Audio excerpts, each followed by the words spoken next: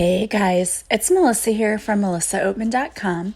Welcome to Awaken Your Inner Awesomeness, a daily podcast devoted to spirituality and self-help. If you're new, I want to welcome you. If you're returning, welcome back. Today I wanted to talk to you about spending more time doing the things that you love. We spend way too much of our time in this world wasted doing things that we really don't want to do. We say yes to other people and we have obligations for things that we don't want to do.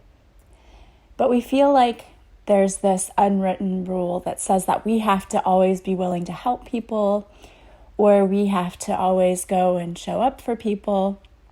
And yes, sometimes we do, and it's nice to show people that we're there for them. But too many times we get to the point in our lives where we're doing so many things for everyone else that we're ignoring our own needs and wants. And so we spend all of our time showing up for others, and we are totally not showing up for our own selves.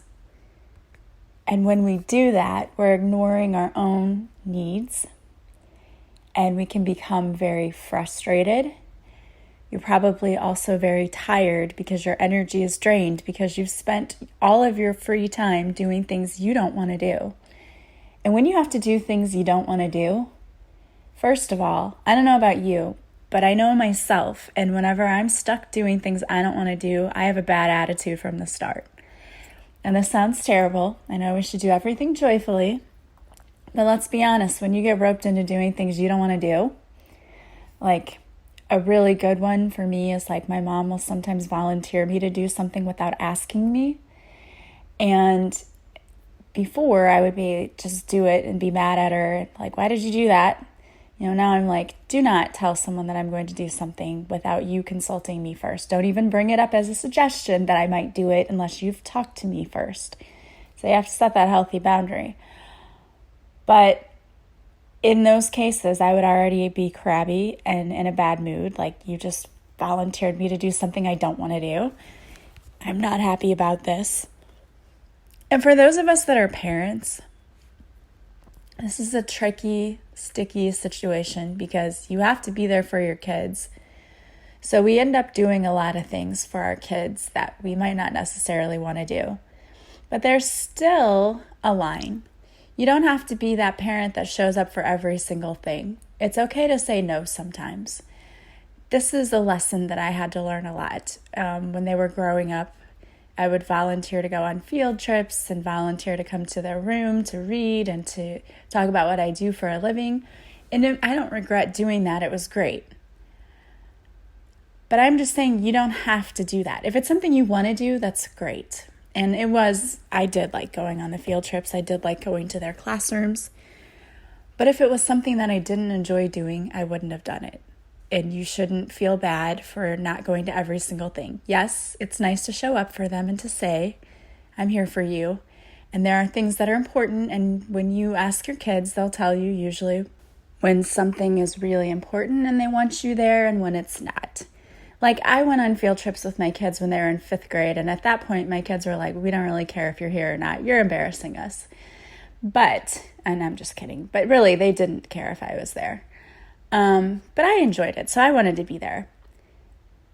But my point is, you don't have to feel guilty and feel like you have to show up for every single thing. And there's this rule that, like, society has told us we have to be all things all the time. We have to go to PTA, and we have to do this, and we have to do that.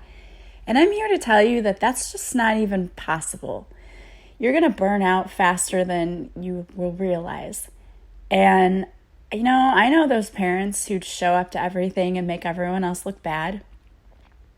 I was a parent who tried to kind of find a happy medium. Like, I did show up at school for things when it was important. And I went to all of their sporting stuff. But you can't physically be in all of those places at one time and still have balance in your life. And that's the thing I think that we tend to forget. You have to have balance. And if any one part of your life feels like it's out of balance, you're going to struggle and you're going to feel it. And there are times when life calls for you to have to spend more time in one area than another, but for the most part, you should be balanced. Like lately, I've had to be with my own children more and with my son more because he's struggling and going through something. And that's okay, because I know that it's getting him back into balance so that we get our lives back into balance. But there's so many people who are so imbalanced in their lives because they just try to do everything. And you just simply cannot do that. And you will find out faster than you can even say burnt out, how burnout you will get if you continue on the path of trying to be everything to everybody. You simply cannot do it. You might be able to think that you can physically do it, but you are going to be so physically, emotionally, mentally burned out. And I'm here to tell you, as somebody, how many times people have said to me, I don't know how you do it. And I just look at them, I'm like, what? I'm like, I don't know how you do it. Like, I don't know how you record a podcast. I don't know how you do your business, and then you work, you teach, and then you have kids.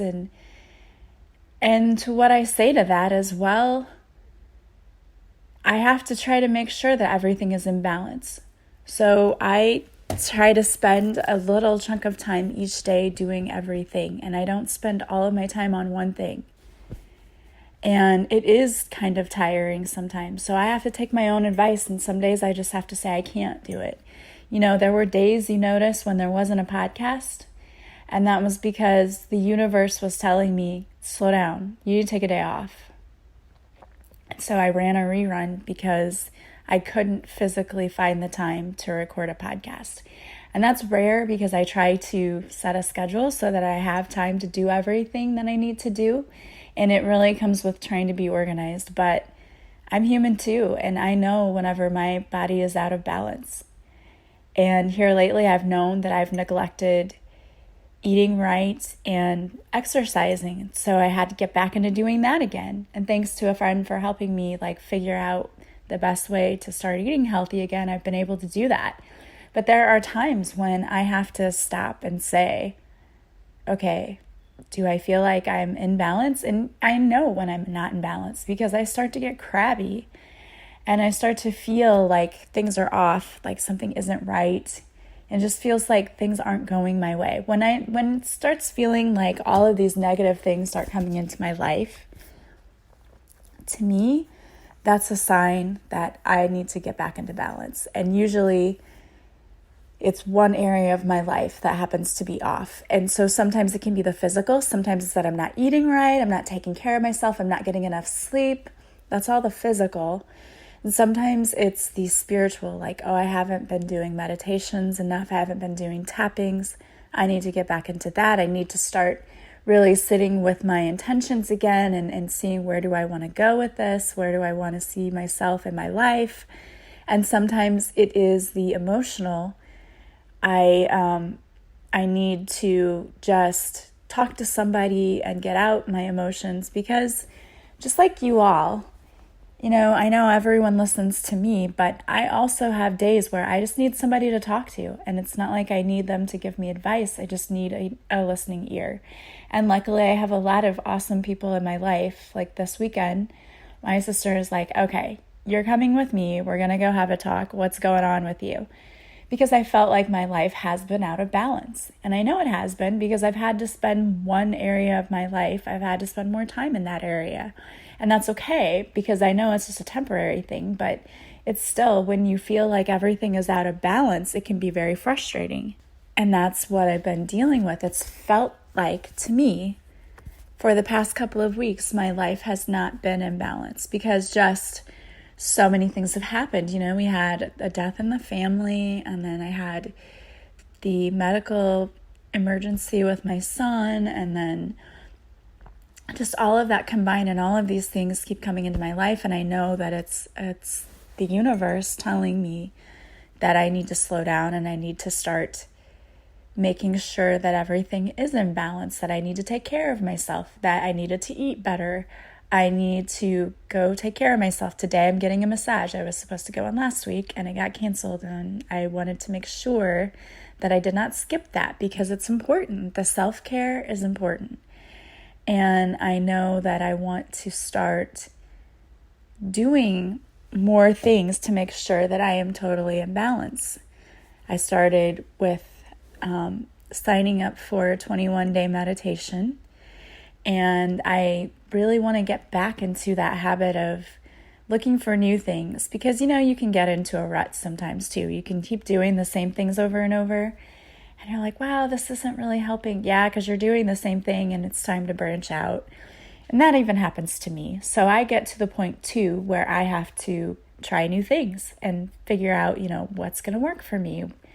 And if you don't try new things, you're never going to know whether or not you find something that really works for you. So it's important to really be open to trying things and to working on yourself. But the big message that I really got that I wanted to share with you is that it's so important that you spend time doing things you love doing. We tend to get away from that and we put that on the back burner when we get so busy in our lives and we just try to do everything for everybody else. We neglect doing the things for ourselves, doing things that we love doing.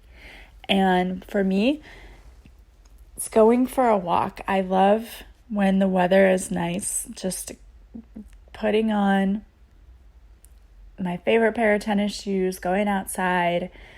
I have my phone with me and I listen to inspirational things, and I used to just even listen to music that it would be really fast, upbeat music because that made me walk faster.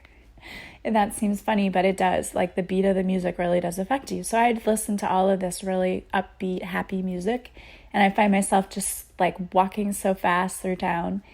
And I would be amazed at how far I'd end up walking because I just was feeling good. I enjoyed it. And you just feel like to me, it was like being one with nature, because as you're walking, you see, oh, look at that rock, look at that stick, look at, oh, there's look at the squirrel in the tree, look at the butterfly in front of me. It's like you just notice everything, and you notice the beautiful blue sky.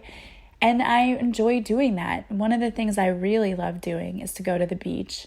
And it's not even like I enjoy being in the water, though I do enjoy swimming. But sometimes I just like to sit in a really comfortable chair, one where you can lay down and there's an umbrella over me so I'm not getting too much sun, and close my eyes and just listen to the waves. There's something about it that just makes me feel better. I feel at peace, at one with nature. The ocean is beautiful. I love the beach, and just the sound of it too. I could just lay there forever and just relax and meditate right there with the sound of the ocean. But it's something that I don't live close to any oceans, which is really unfortunate for me. So it's going to be a drive, or I'm going to have to get a flight if I want to do that. So it's not something that I get to do a lot, but when I do, I enjoy it.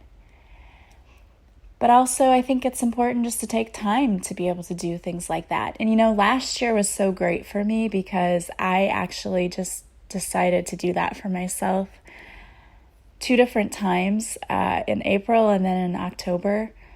I just took off some days at school and I just went down to see my dad, and he lives in Florida. We went to Disney and he took us to the beach, and I enjoyed myself so much.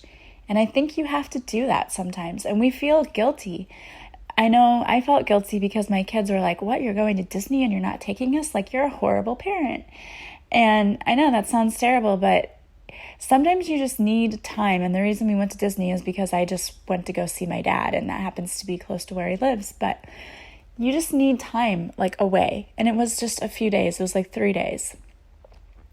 And people will make you feel guilty for taking time to yourself, but you should never feel guilty for that. You shouldn't feel guilty for that. You should be able to have a life. And I had to say that to my kids recently. Look, I know I'm your parent, but I'm also still a person. And I also get lonely, and I get stressed, and I have emotions just like you do.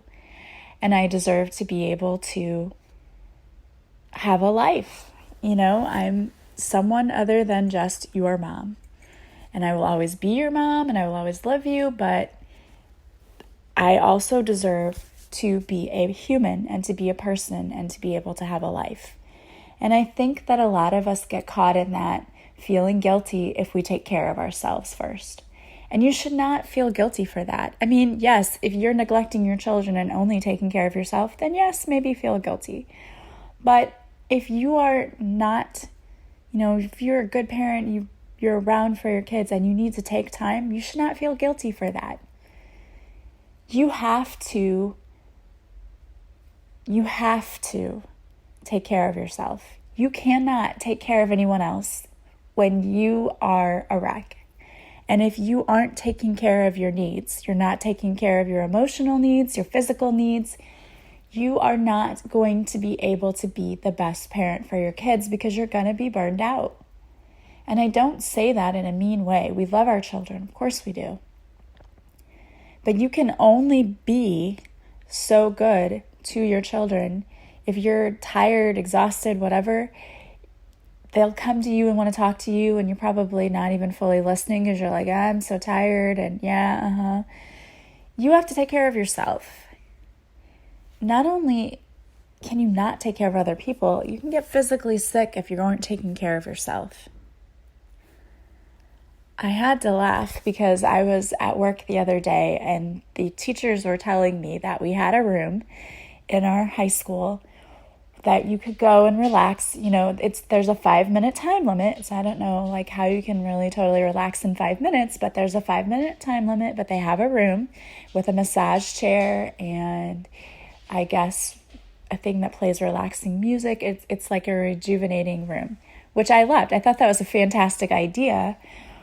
And I said, oh, that's so awesome. Well, where is the room? And they're all like, I don't know.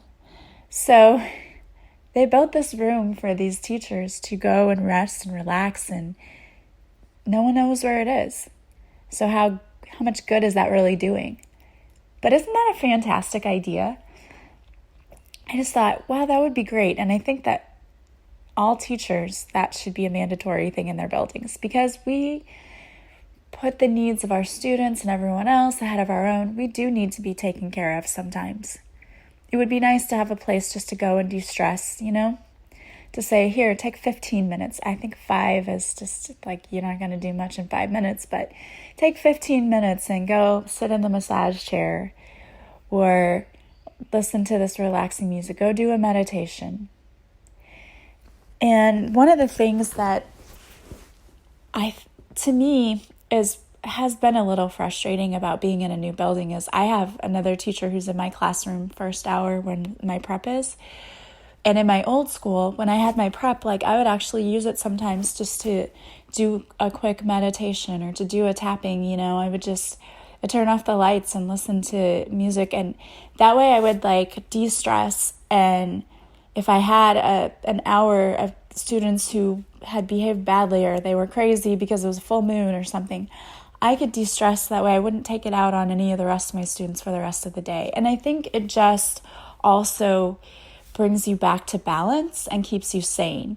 And I really appreciated having people that I worked with who understood that. And I felt like the teachers, the people in my old school really did understand that. And they were starting to embrace mindset and mindfulness. And I love that.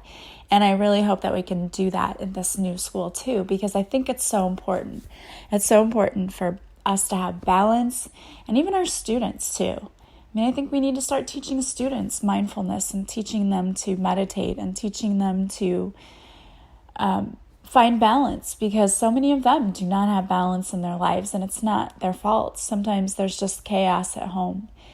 And we really need to teach our kids how to find balance. That's something that they don't automatically know how to do. And we need to be teaching them to find balance in their lives. And I think you need to teach your kids that too. And I think it's very alarming to me to see what goes on nowadays. Kids are in so many sports. They're playing 3 sports or 4 sports at a time. And let me tell you something, it's intense. We just did one sport and did select, and it was a year-round thing, and we were constantly on the go. So much so that my daughter hated it in the end and got burnt out and quit. And that's just one sport. And that was just one child. And you have multiple children and multiple sports. Like, how in the world? No wonder people are so anxious and have so many emotional issues. We're burning ourselves out. We need to find balance. And if you have kids and you know you're in like 50 sports with your kids, really think about maybe only taking it down to one or two, because they're going to burn out too. And you're going to burn out. You cannot keep up that lifestyle. It's too crazy. It's too crazy. And if you're constantly feeling like you have to be on the go, I'm going to say something and it may not be a popular thing, and you don't have to send me any messages saying you're wrong. You can just disagree. I always tell you, take what resonates with you and leave what doesn't. But to me, if you have to live a life where you're so busy and you're keeping this fast-paced lifestyle and you just never want to be home alone, maybe it's that you're avoiding being home by yourself, because when you're by yourself, you have to live with yourself and you have to think about things you don't really want to think about. And it's just an observation, because I know people like that. They are never home alone. They're never by themselves because they don't like being alone. They don't like being with themselves, because all of these thoughts about not liking themselves come up and they have to think about things and they don't like that. And I know people who absolutely do that. And it should be okay for you to be by yourself, to be alone. You should feel okay with yourself. So it could be that you're avoiding a bigger issue too. And if that's the case, definitely you need to seek out some kind of help with that, because you don't want to feel like you can't be alone and alone with your own thoughts. Like, that's not a good feeling. But mostly, it's so important that you carve out time for yourself. Make sure that you are not going so fast that at the end of your life, you're like, what do I have to show for it? What did I do? You want to look back on these experiences, the time that you spent, and be happy that you spent it that way. You're never going to get to the end of your life and say, I'm so glad I went to all those meetings. Nobody says that. I love that they have a candle that the fragrance of the candle was, this smells like it could have been an email. It's so true. Like, half the time you go to meetings and you're like, really, I was so meetinged out from my last job. We had meetings all the time and I could not take it. And we don't have that here at this new school. I mean, we don't have meetings like that. And I appreciate that, honestly, because I'm just like, I have to go to another meeting. I don't know that I can do this. So you're not going to be happy about all of the meetings you went to. You're going to enjoy the time that you spent doing things that you really loved and that fulfilled you. And for me, it's doing things with my kids, fun things. Like yesterday, we carved pumpkins, and I'm not sure that we did last year. Like, we may have bought a pumpkin. I don't think we carved them last year even, but they carved them this year. And it was like a whole family thing. We went to my mom's house, and then my aunt came over, and we had so much fun just carving these pumpkins, and they actually did a really good job. Props to my uncle, who basically did most of the work. He carved the pumpkin to look like Mike Wazowski from Monsters, Inc., and it turned out really cute. So we had a great time doing that, and those are the things that I will cherish at the end of my life. Not, I'm so glad that I spent all of my time busy going to meetings and running to sports and doing this. Those are not going to be the things I remember and cherish. I'm going to remember the time that I was able to spend with them doing the things that we loved, like when we would go to Disney World, when we go to the beach, when we went to Europe. Those are the things that I will remember. So the universe is saying it's time to start spending time doing things that you love, which means you may have to tell people no. You may have to assert yourself, set healthy boundaries, and tell people no, so that you have the time to go and do the things that you absolutely love, that fulfill you and that set your soul on fire, because that is how you're going to remember your life. You will not remember the meetings you went to, but you will remember the way that you spent time with your loved ones or you spent time taking care of yourself. All right, guys. Well, I wanted to pull a card for you. So the card I pulled is Heart Thoughts. It's from the Heart Thoughts deck by Louise Hay. It says, there is a solution to every problem. There is an ever-ready power that helps me meet and overcome every challenge and crisis in my life. I love that. And one of the things that reminds me of is that we have a whole team waiting to help us. Yet most of the time when we come across problems, we just sit there and try to figure out ourselves how we're going to solve them. How can I make this work? How can this happen? We try to use our human brains to figure it out. And what we forget is that if we just ask the universe, we give it to the universe and say, I need help with this. How can this be fixed? What can I do? Can you help me? And help can come in many forms. It can come in the form of an idea that you never thought of before. It can come in the form of people coming in to help you. There's so many ways we can get help from the universe. We just have to ask. So it's time to start asking, because they cannot step in and help you unless you ask. They don't read our minds necessarily and know that we want them to come in and help. We just have to specifically say, I need help. And once we ask for help, help will show up in the most amazing ways. Just keep an eye out. You will be amazed at how much the universe wants to have your back, if you will just let it. All right, guys. Well, I want to thank you for joining me today. If you like this podcast, please share it with others. Please subscribe. If you would leave some feedback, if you're listening on iTunes, leave some stars or leave a written feedback, a written review. That would be amazing. I would so appreciate it. If you feel like donating to my channel, I would appreciate that as well. I sincerely appreciate all of my listeners. I want to thank you for supporting me in my mission to help others heal. I want to thank those of you who have shared my podcast on your social media platforms. I appreciate that so much. As always, if you would like to work with me, there are so many ways you can work with me. You can book a Reiki session, a reading, past life regression, or a coaching session. You can find all of the information about all of the services that I offer on my website at melissaoatman.com. You can also sign up for my upcoming Reiki course if you're interested in joining. I already have a few people who are interested. When I get a few more, I'm going to start the course.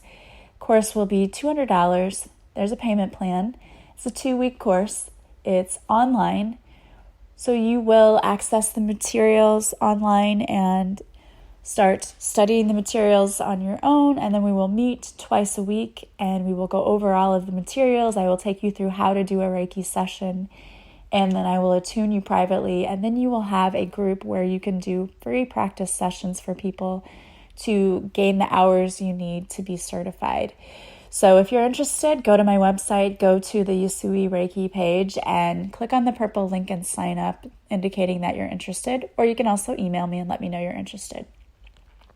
All of the information for how to get a hold of me is in the description to this podcast. Don't forget to join me on my Facebook Lives every Monday at 5:30 Central.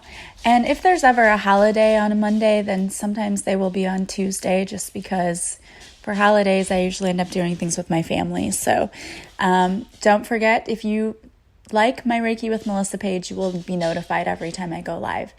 I want to thank you so much for joining me today. I hope you have a beautiful day. I am sending you guys massive love and light. Go do something great for yourself today. Bye-bye.